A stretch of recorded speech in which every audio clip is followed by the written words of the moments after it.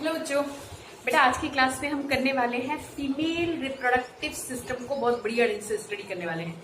ठीक है, male reproductive part जो है वो already we had discuss it before. ठीक है, तो आज देखो डायग्राम बनाया हुआ है। डायग्राम बेटा आप लोगों की बुक में एज इट इज डायग्राम मिल जाएगा। एनसीईआरटी उठा लो चाहे कोई सी बुक उठा लो। ठीक है, तो देखिए यहाँ से फटाफट बगैर टाइम वेस्ट के स्टार्ट करते हैं। फीमेल रिप्रोडक्टिव सिस्टम के मेन पार्ट्स कौन कौन से होते हैं, दैट इज यहाँ से स्टार्ट कर दो। वजाइना, सर्विक्स, यूट्रस, ठीक है, इसको हम वॉम भी बोलते हैं, और वॉम, WOMB वॉम। ठीक है, इससे ऊपर आ जाओ ओवरी। संख्या में 2 होती है, नंबर्स में कितनी होती है, 2 होती है, इसलिए हम ओवरीज बोलते हैं इसको प्लूरल फॉर्म में। तो 2 तरफ ओवरीज। ठीक है, एंड दीज ट्यूब्स, ये ट्यूब्स आप देख रहे हो ना, दीज आर टर्म्ड एज, ये ट्यूब्स जो आप देख रहे हैं these are termed as oviduct. Oviduct, OVIDUC के ओविडक्ट या फेलोपियन ट्यूब भी बोला जाता है। दोनों तरफ नाम लिखा हुआ है। ठीक है, और ये वाला part already we had shown you कि ये वाला पार्ट हमारा क्या है, यूट्रस। फाइन, तो चलो स्टार्ट करते हैं कि हर एक का क्या क्या क्या फंक्शन है या हर एक का स्ट्रक्चर कैसा है, उसका जिसके फंक्शन को अलग से समझा दूंगी। ठीक है, चलो आ जाओ बेटा फटाफट से स्टार्ट करो। पहले स्टार्ट करते हैं ओवरीज से। मैंने क्या बोला कि ओवरी नहीं बोला, और ये ना फ्रंट व्यू है। ये क्या है, ये फीमेल रिप्रोडक्टिव सिस्टम का फ्रंट व्यू है, राइट। तो इसमें हमने सबसे पहले डिस्कस करना है किसको, ओवरीज को, क्योंकि नंबर में 2 होते हैं इसलिए मैंने ओवरीज लिखा है, ओवरी नहीं लिखा। ठीक है, ओवरीज क्या होते हैं, ये प्राइमरी रिप्रोडक्टिव ऑर्गन होता है फीमेल रिप्रोडक्टिव सिस्टम का। क्या होता है, प्राइमरी रिप्रोडक्टिव ऑर्गन होता है। कहाँ होता है, इनसाइड एब्डोमिनल कैविटी होता है।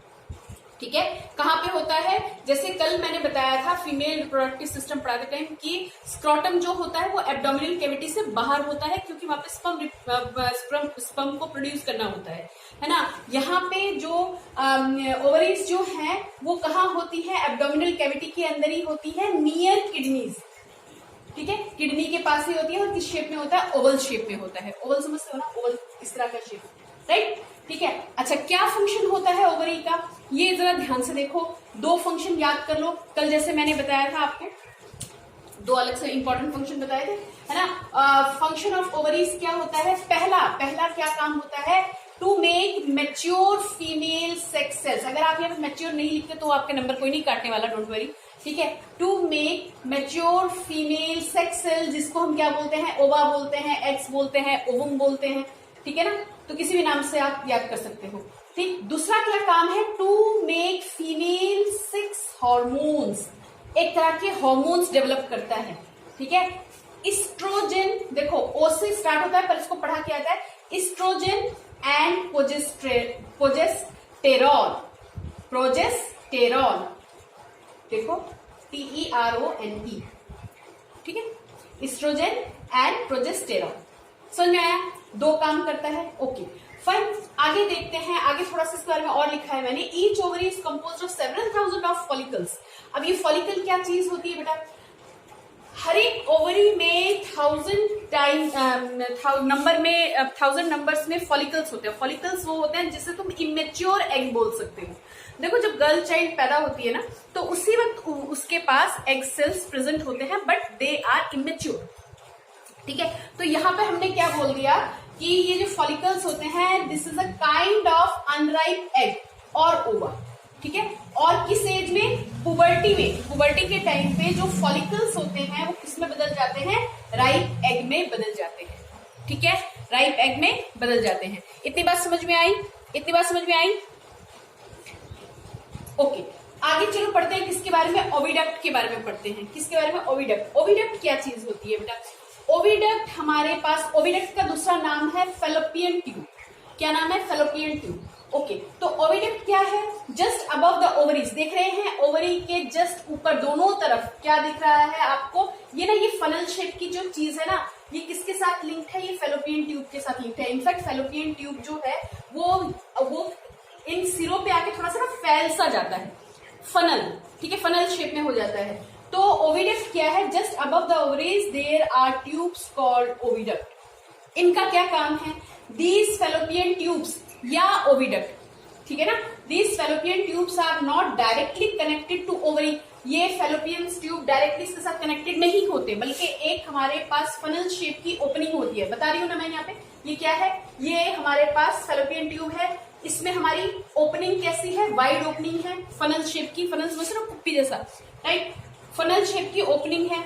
यहाँ पे क्या होगा, the egg cell release by the ovary goes into the fallopian tube through this funnel shape opening, through this funnel shape opening. Okay, तो यहाँ पे ओवरी से जो एग रिलीज होगा बच्चा, यहाँ पे जो एग रिलीज होगा वो यहाँ पे कहाँ पे आएगा, इस फनल शेप में पहले आएगा, ठीक है। यानी ऑल्टरनेटिवली मैं वर्किंग आपको बताऊंगी, पर अभी समझ लो कि जो ओवरी से एग रिलीज होगा ना, वो एग कौन कैच करेगा या कहाँ पे पहले जाएगा, पहले यहाँ पे इस फनल शेप में जाएगा, ओविडक्ट का ये जो ओपनिंग है यहाँ पर जाएगा।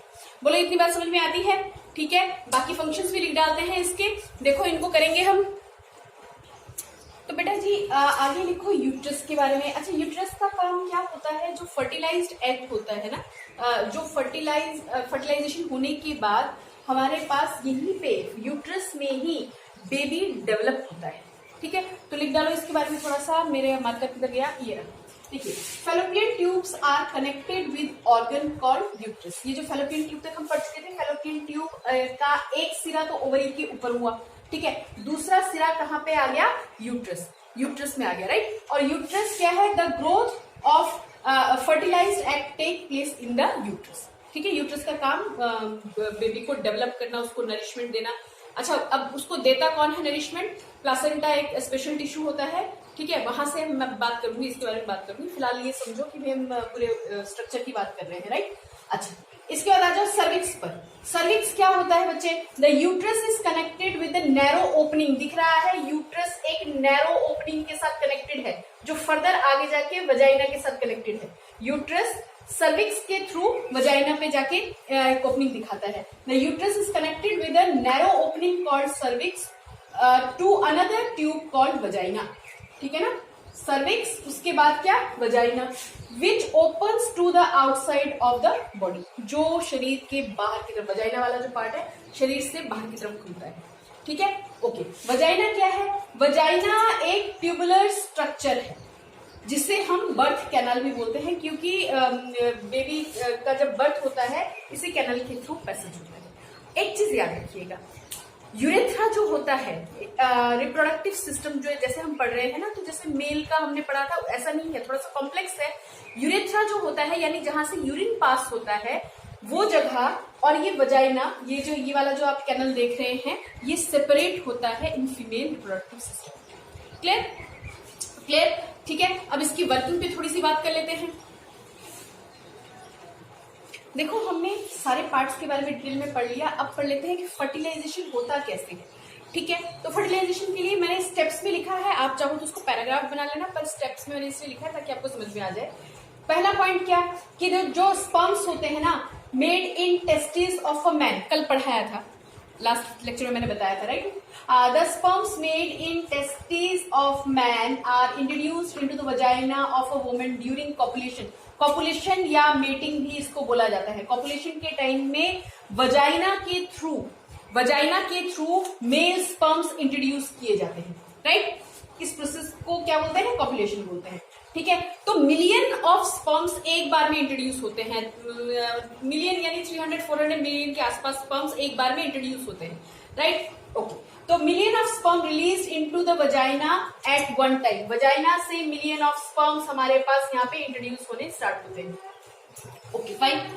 इसमें क्या होगा, अब ये स्पर्म कहाँ मूव करते हैं, सर्विक्स, वाया सर्विक्स, यानी कि जो स्पर्म्स इंट्रोड्यूस हुए वो सर्विक्स के थ्रू कहाँ पे मूव करते हैं भैया, यूट्रस में, ठीक है। कहाँ मूव कर जाते हैं, यूट्रस में, और यूट्रस से ये फैल जाते हैं या पास हो जाते हैं कहाँ पे, ओविडक्ट में, यानी यहाँ से ये इस तरह से स्पर्म्स हमारे पास ओविडक्ट में पहुंच जाते हैं, राइट। यहां तक बात समझ में आई, ठीक है। अब ओविडक्ट में, जब ये ओविडक्ट में ऑलरेडी क्या प्रेजेंट होता है, एग सेल। अच्छा, एक फिक्स टाइम इंटरवल पे, उस पर अगला वीडियो बना दूंगी, एक फिक्स टाइम इंटरवल पे मैच्योर एग ओविडक्ट में आ जाते हैं, ठीक है। ओके, उस टाइम पे अगर उसको स्पर्म के साथ मिल जाता है, स्पर्म मिल जाता है उस एग को, तो वहां पे हमारे पास क्या बनना स्टार्ट होता है, जाइगोट बनना स्टार्ट होता है, जाइगोट फॉर्मेशन होता है, फर्टिलाइजेशन होता है। पर ओव्यूलेशन वो टाइम होता है जहां पे एग रिलीज होता है, एक मेच्योर एग रिलीज होता है। One of the oviduct contain egg cells during ovulation, ठीक है।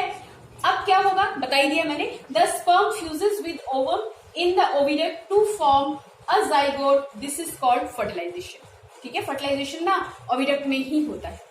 बात समझ में आई, यहां तक बात समझ में आई, ठीक है। फर्टिलाइजेशन कहां पे हो गया, ओविडक्ट में। तो जो फर्स्ट स्टेज होती है, यानी कि जहां पे मेल सेल्स और फीमेल सेल्स जहां मिल जाते हैं, वहां पे क्या तैयार कर देता है, फर्टिलाइजेशन की फर्स्ट स्टेज होती है, जिसे क्या बोला जाता है, जाइगोट, राइट। यहां तक बात समझ में आ गई, यहां तक बात समझ में आ गई, ओके। ओके बेटा, देखिए अब डेवलपमेंट ऑफ एम्ब्रियो देख लेते हैं, फटाफट से स्टेप्स में याद कर लो। देखो फर्टिलाइजेशन हुआ, ठीक है। फर्टिलाइजेशन के बाद जो फर्स्ट फॉर्म होता है वो क्या होता है, जाइगोट, यानी कि यहाँ पे ये जो एग आया, ये जो एग रिलीज हुआ, ये यहाँ पे प्रेजेंट था, यहाँ से स्पर्म आया और स्पर्म इसके साथ क्या कर गया, मेट कर गया, तो ये हमारा क्या फॉर्म करता है, जाइगोट, ठीक है। जाइगोट क्या करता है, बड़ी तेजी से डिवाइड होना स्टार्ट होता है, किस प्रोसेस से, माइटोसिस, राइट। मियोसिस माइटोसिस दो चीजें होती हैं बेटा सेल डिवीजन के लिए। तो यहाँ पे जो आप याद रखेंगे, जाइगोट क्या करता है, रैपिडली डिवाइड होता है बाय माइटोसिस, फाइन। अब ये क्या होगा, धीरे धीरे क्या होगा, ओविडक्ट में आना स्टार्ट करेगा, एक हॉलो सा, एक बॉल सा बनेगा, और ये ऊपर चढ़ता हुआ कहाँ पे, मतलब ये यहाँ से कहाँ पे आना स्टार्ट करेगा, ओविडक्ट में आना स्टार्ट करेगा, जिसे उस स्टेज को जहां पे ये होलो सा बनना स्टार्ट करता है, गोल सा स्क्वायर सा बनना स्टार्ट करता है, उस स्टेज को हम क्या बोलते हैं, एम्ब्रियो, ठीक है। एम्ब्रियो फिर पास ऑन होके धीरे धीरे कहां पे आएगा, थिक लाइनिंग वाले हमारे पास जो ऑलरेडी प्रिपेयर्ड यूट्रस है, वहां पे आके एम्बेडेड हो जाएगा, वहां पे बैठ जाएगा, राइट। इसको हम क्या बोलते हैं, इम्प्लांटेशन।